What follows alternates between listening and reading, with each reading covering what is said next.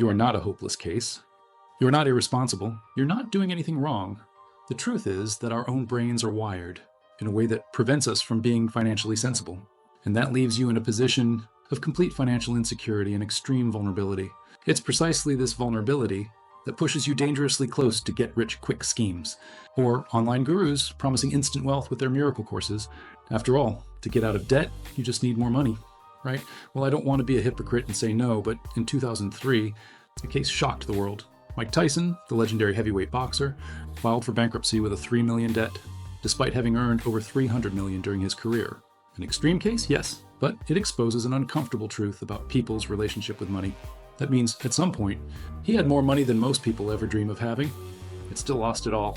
So, what's the point of making more money, accumulating wealth, if the real problem lies in our ability to manage it effectively? After all, most of our actions and motivations in life stem from an underlying desire or need to acquire money. So, does it really matter if you're earning $2,000, $4,000, or $8,000 a month? If, at the end of the year, you're left with nothing, drowning in debt, paying exorbitant interest, and living on the edge of your credit card limit? That's why it's time to solve this mystery, and not just that, but to explore a better framework for understanding money, to master concepts that will reshape your perception of money and build a stronger financial foundation. So take a deep breath. The world isn't collapsing. What is money really? No, seriously, why can a piece of paper, a metal coin, or even a number on a screen buy almost anything you want? The answer isn't in the paper or the metal. It's in something far more powerful, a collective agreement. Money only exists because we've all agreed to believe in its value. But how did it start? Go back in time. Imagine a world without money.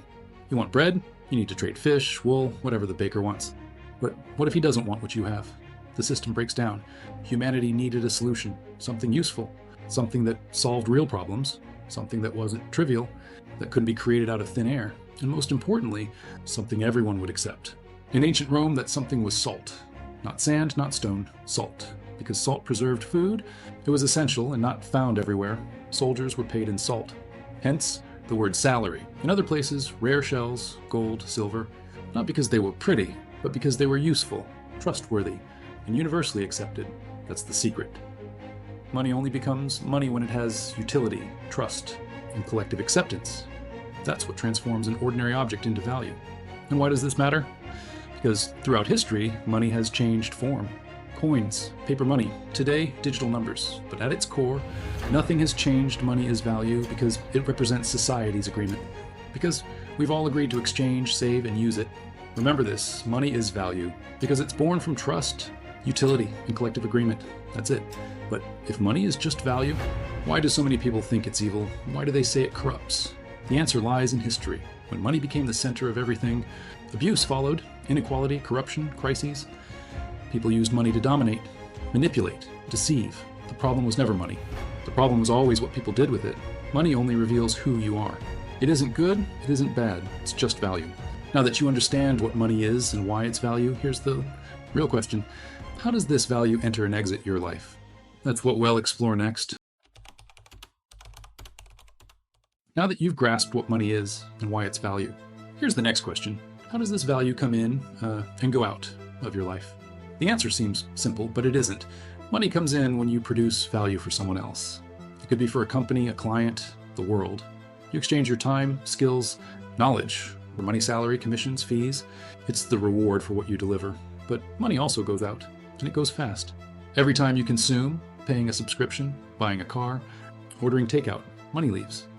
Every purchase is an act of consumption, and if you're not careful, money disappears without a trace. Now stop and think, where's the biggest imbalance in your financial life? Are you producing less than you consume, or consuming more than you produce? Be honest. Of all the money that's ever passed through your hands, how much is still with you? How much became investments, assets, freedom? And how much disappeared into expenses you could barely remember? Look at your budget. What needs adjustment? Your ability to generate income, or your discipline to control spending?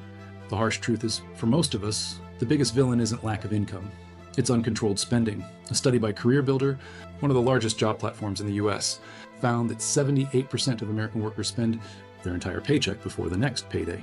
And it doesn't stop there among those earning over $100,000 a year. 1 in 10 also live paycheck to paycheck. But perhaps the most shocking example is those who reached the top and still lost everything. Think about Mike Tyson. At his peak, Tyson earned over $300 million in prizes and contracts. Yet years later, he filed for bankruptcy. Not because he didn't earn enough, but because he spent faster than anyone could imagine. Mansions, cars, parties, impulse purchases. Money came in and left even faster. This proves one thing: the problem isn't just how much you earn. It's how you spend it. No matter how big your salary is, if you don't control spending, you'll always come up short. It's like trying to fill a bucket with holes.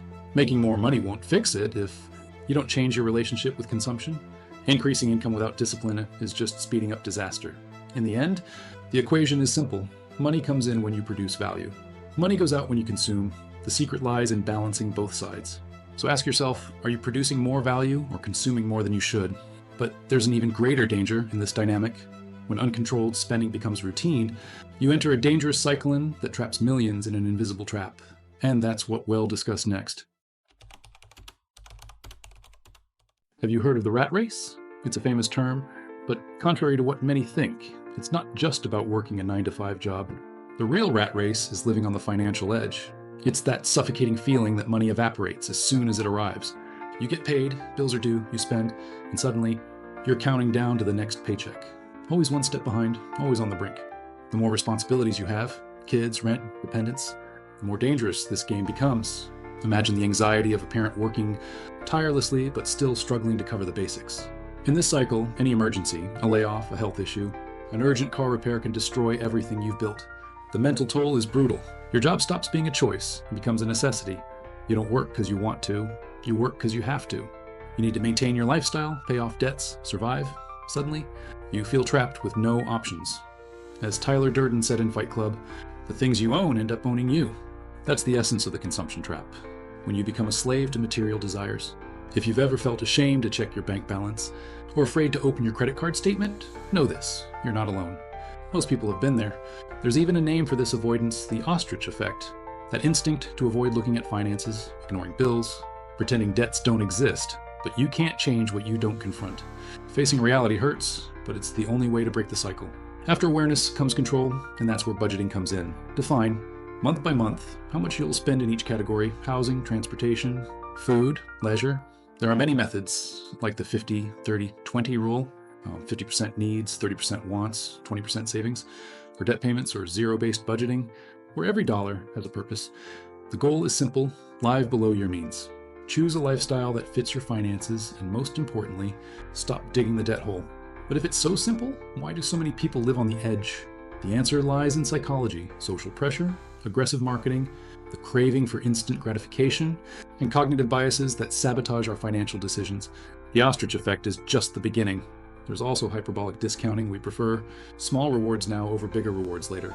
That's why we buy new sneakers instead of investing for retirement. Then there's keeping up with the Joneses that need to match others' lifestyles. If your neighbor gets a new car, suddenly you want one too.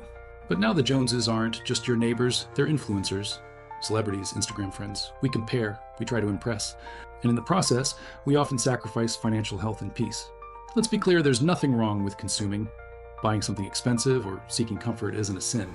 The problem is when consumption becomes a prison, when you care more about looking rich than being rich. Remember this: the real trap isn't the 9-to-5 job. It's chasing the next big thing, sacrificing dreams, health, and freedom just to maintain a lifestyle you can't afford. But there's a way out.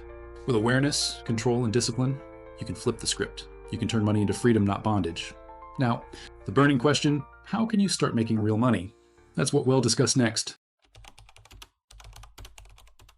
Let's be real, increasing income is not easy. It takes effort, creativity, and most of all, risk. Cutting expenses is much simpler than earning more. If you really want financial freedom, you need to look at the other side of the equation. How can you increase your production value? The strongest way is simple but not easy. Find a problem in the market, create a solution, sell it to people who need it. This is the heart of entrepreneurship. Entrepreneurship has unlimited earning potential, but also involves risks. And it is not the end. Not everyone wants or needs to become wealthy. That is okay. For most people, having a traditional job is the main source of income. Be realistic. There is a limit. Promotions, new skills, and corporate growth can increase your earnings. But there is always a ceiling. If your dream is to become a millionaire and need a job, be aware it is a slower path. Inside it, 3 months. Feel the fire, find a home. Every step is a writing line. What really matters is to align your vision with reality. Together we will find balance and purpose are more important than ever. Success means something different for everyone. Ask yourself what are your skills when you do well. What do you enjoy? How can you transform that into the outcome you want? For me, I chose YouTube. That was how I found a way to generate value and receive money. But to increase your income, you need effort, creativity, and also risk. To summarize first, become a conscious consumer. Track your expenses. Set a budget. Control your consumption and use tools that work for you. This is the first step to reach financial freedom. Then, focus on maximizing the value of your business. Whether through work, business, or a side project. Improve your skills and try new ways to make money. That is your wish. The structure, balancing production and consumption creates real wealth. Mastering both sides gives you a solid foundation. Remember, what your is as important as the destination. Financial freedom does not mean having to give up a miserable life. Real wealth is living with purpose, balance, and freedom in your own way.